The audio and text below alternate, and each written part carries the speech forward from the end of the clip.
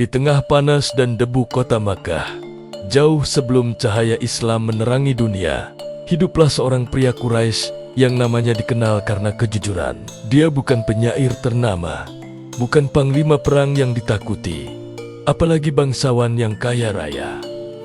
Namanya Abdullah bin Abi Quhafah. Lidahnya selalu lurus, hatinya bersih, dan langkahnya jauh dari keburukan yang menjadi kebiasaan kaumnya saat itu. Orang-orang Makkah begitu mempercayainya. Bahkan sebelum kenabian tiba, ia sudah dijuluki sebagai orang yang lurus dan dapat diandalkan. Abdullah adalah sahabat dekat Muhammad bin Abdullah. Sejak masa muda, mereka tumbuh bersama, menyaksikan ketidakadilan, penyembahan berhala, dan rusaknya moral di sekitar mereka. Namun, keduanya memilih jalan yang berbeda. Mereka menjauh dari minuman keras, dari dusta, dan dari kebanggaan semu yang membutakan. Hingga suatu hari, Muhammad mendatanginya dengan wajah yang belum pernah ia lihat sebelumnya. Wajah yang memancarkan keyakinan dan ketenangan luar biasa. Muhammad berkata, "Aku adalah utusan Allah. Tidak ada perdebatan panjang, tidak ada permintaan mukjizat sebagai bukti. Tidak ada sedikit pun keraguan." Abdullah bin Abi Quhafah hanya menatap sahabatnya dan berkata, "Jika engkau yang mengatakannya, maka itu pasti benar." Sejak momen itulah, ia dikenal dengan nama Abu Bakar, dan Rasulullah memberinya gelar Asy-Syiddiq, sang pembenar yang tak pernah ragu. Keyakinan Abu Bakar begitu kokoh. Bahkan ketika seluruh Makkah menertawakan peristiwa Isra Miraj, orang-orang Quraisy sengaja mendatanginya, berharap bisa menggoyahkan imannya. Tapi apa jawabannya? Dengan tenang ia berkata, "Jika Muhammad yang mengatakan itu, maka aku membenarkannya. Bahkan aku membenarkannya lebih dari itu, bahwa wahyu turun dari langit setiap hari." Kalimat ini menggema sepanjang sejarah, menjadi bukti cinta dan kepercayaan yang tak terbatas. Setelah memeluk Islam, Abu Bakar tidak pernah diam. Ia tidak berdakwah dengan paksaan, melainkan dengan akhlak mulianya, dengan hartanya, dan dengan keteladanannya. Dari tangannya yang lembut, lahir para raksasa Islam. Tokoh-tokoh besar seperti Utsman bin Affan, Abdurrahman bin Auf, Talhah bin Ubaidillah, dan Zubair bin Awam. Mereka semua memeluk Islam melalui dakwah Abu Bakar. Ia tidak mengangkat pedang untuk menaklukkan, tapi ia membuka hati manusia dengan kasih sayang. Ketika siksaan menimpa kaum muslimin, Abu Bakar menjadi perisai mereka. Ia gunakan hartanya untuk membebaskan budak-budak yang disiksa tanpa ampun. Salah satunya adalah Bilal bin Rabah, yang tubuhnya ditindih batu panas di tengah gurun sambil terus meneriakkan "Ahad, Ahad." Abu Bakar datang, membayar mahal untuk kemerdekaannya, dan memeluknya sebagai saudara. Ayahnya sempat bertanya, "Mengapa engkau tidak membebaskan budak yang kuat agar mereka bisa melindungimu?" Abu Bakar menjawab dengan lembut, "Aku tidak mencari balasan manusia. Aku hanya mencari ridha Allah." Tahun-tahun berlalu, tekanan semakin berat, hingga tibalah perintah untuk hijrah. Di malam yang kelam, saat para pembunuh mengepung rumah Nabi, Abu Bakar adalah satu-satunya sahabat yang menemani Rasulullah keluar dari Makkah. Ia berjalan di depan, lalu ke belakang, lalu ke samping Nabi. Saat ditanya mengapa, ia menjawab, "Aku takut jika bahaya datang dari arah yang tidak aku jaga."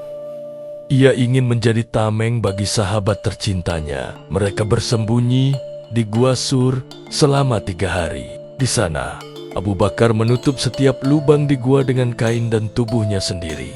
Khawatir ada binatang berbisa yang akan membahayakan Rasulullah. Ketika kakinya disengat, ia menahan sakit yang luar biasa agar tidur Rasulullah tidak terganggu. Saat para pengejar dari Quraisy berdiri tepat di mulut gua, Abu Bakar berbisik cemas, "Wahai Rasulullah, jika salah satu dari mereka melihat ke bawah, mereka akan melihat kita." Rasulullah menenangkannya dengan kalimat yang diabadikan oleh Allah dalam Al-Quran.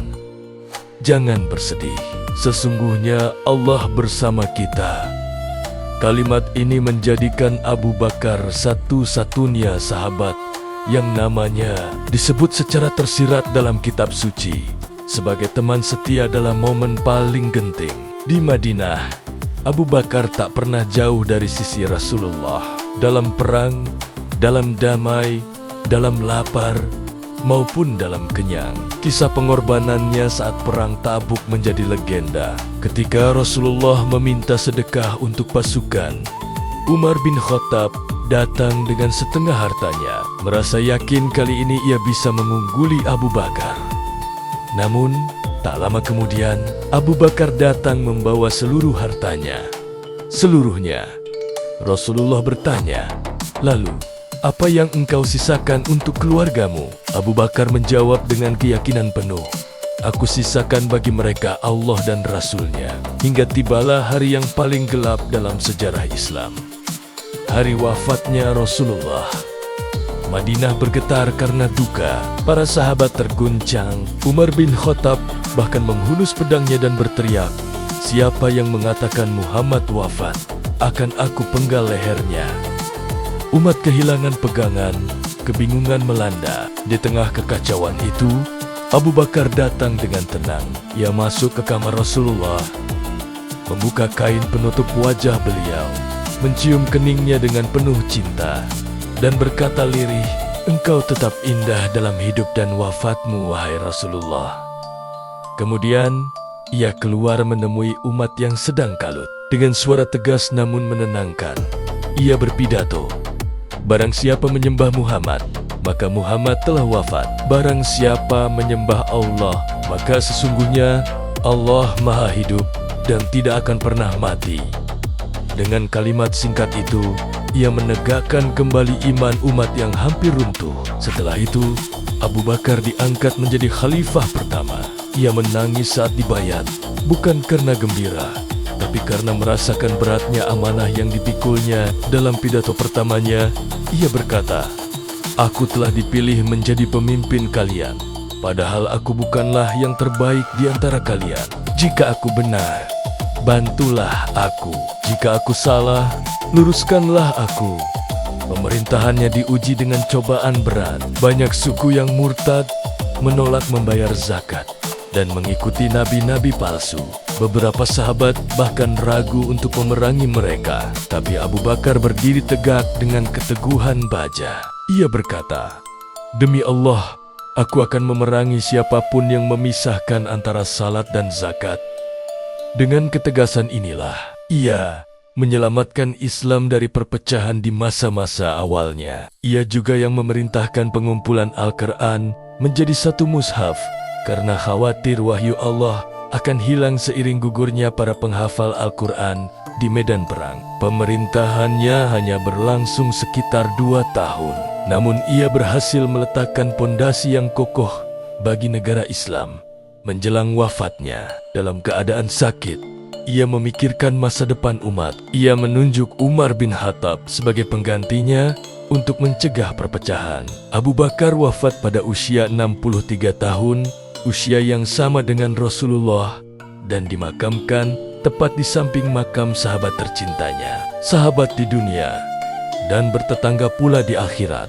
Abu Bakar As-Siddiq bukanlah pahlawan dengan suara lantang atau pedang yang gemerlap. Ia adalah pilar yang menopang umat di saat paling rapuh. Ia lembut, namun tegas saat kebenaran harus dibela. Ia rendah hati, namun imannya tak tergoyahkan seperti gunung. Kisahnya mengajarkan kita bahwa kekuatan sejati bukan terletak pada kekuasaan atau senjata, melainkan pada iman yang tulus, hati yang jujur, dan keyakinan yang tak pernah goyah kepada Allah.